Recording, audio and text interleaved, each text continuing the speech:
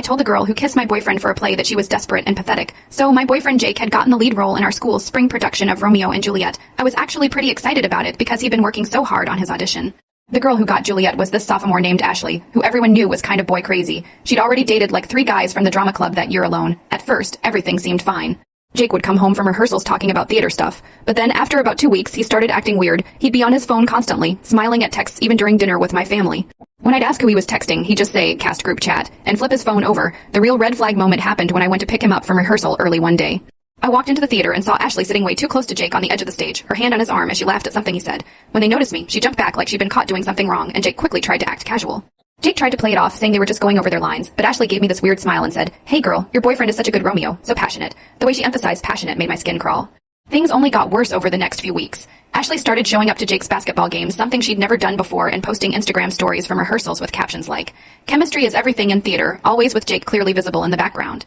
My friends began sending me screenshots, asking if I was okay with all of this. The situation was getting harder to ignore. The breaking point came during tech week. I decided to surprise Jake with coffee and snacks for the cast, but when I arrived during their dinner break, I couldn't find him anywhere. Eventually, someone mentioned he might be backstage in the prop room. As I walked over, I heard voices, and through the slightly open door, I saw Ashley standing way too close to Jake, her hand on his chest. She was saying something about how the kiss scene would be more believable if they practiced it more.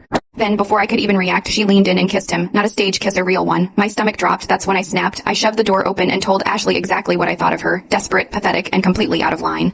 Jake just stood there frozen, looking guilty as hell. That was the moment I knew whatever trust we had was broken. It wasn't just a quick peck, it was a full-on kiss, and Jake didn't push her away. He actually kissed her back for a few seconds before finally stepping back and muttering, "Ashley, we shouldn't." But it was too late. I'd already seen everything. Rage shot through me hot and blinding. I stormed in. Ashley jerked away, scrambling to act casual with some weak excuse like, "Oh hey, we were just rehearsing the balcony scene." I didn't even let her finish.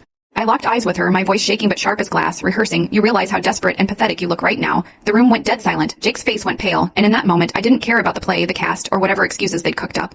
They'd crossed a line, and I wasn't about to let them pretend otherwise. I didn't let her off easy, stealing someone's boyfriend like this. It's actually embarrassing. I snapped. Her face flushed bright red as she stammered some weak defense about it being just for the play.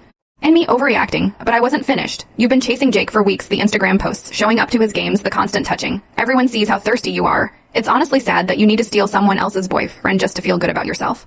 Jake tried to cut in, but I shut him down with a sharp gesture. Then I turned to him, my voice icy. "And you, we're done. If you want to make out with desperate girls in prop rooms, go ahead. But don't expect me to stick around and watch." The words hung in the air, final and unshakable. No excuses, no apologies, just the truth, raw and undeniable. I turned and walked out, my heart shattering but my head held high. For the first time in weeks, I felt a flicker of pride. I'd stood up for myself, called them out, and refused to be their doormat. The entire cast had heard everything. The prop room walls were thin, and half of them were eating dinner right outside. By the next day, the story had spread like wildfire through the school. Ashley, who'd once been all smirks and fake innocence, now couldn't even meet my eyes in the hallway. Meanwhile, Jake, he tried to apologize.